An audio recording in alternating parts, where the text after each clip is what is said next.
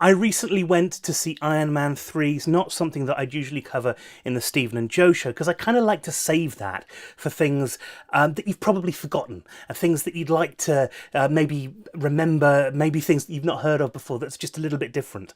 Okay, sometimes I'll just cover a massive blockbuster that everybody knows, but I think they're blockbusters that people might want to go, oh yeah, I haven't watched that in a while, I'll give it a go. The film takes place after the Avengers, after the incidents of the Battle of New York, and it opens with Tony Stark kind of unsure about where he is in the world, and kind of trying to find his place, trying to think, okay, well, I've seen all of these aliens and stuff, and I've seen all of these other superheroes with all these powers. What? And I'm a guy in a tin, and I think that's what he says. I'm a guy in a tin, and that's where he is in his life. I hope you've seen Avengers. Don't watch this if you haven't seen Avengers. That'd be a terrible idea.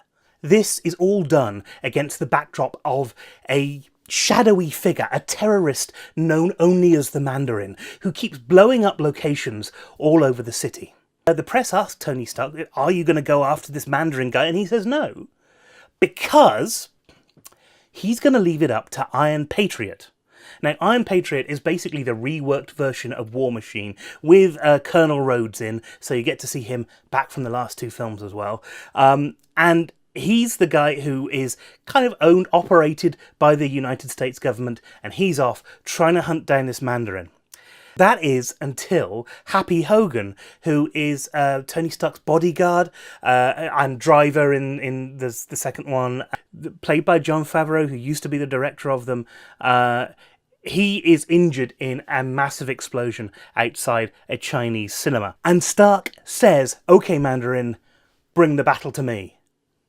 And the Mandarin does. At face value, it doesn't seem like a particularly complicated plot, but it's been largely lifted from the Invincible Iron Man book, Extremis, which was an arc in the proper comics, and it was one of the most popular arcs as well. I think they've done a really good job on it. Jon Favreau stepped down as director for this one, and Doug Liman, who worked with Jon Favreau on Swingers, has taken over, and none of the Tony Stark magic is left. In fact, one of the things that I'd say about this film is I think it's probably slightly funnier, because more than just Tony Stark gets to have these little barbed comments and things, and I think they do a really, really good job at that. I was very excited by it, I have to admit. I think, if I'm honest, it's probably about half an hour too long.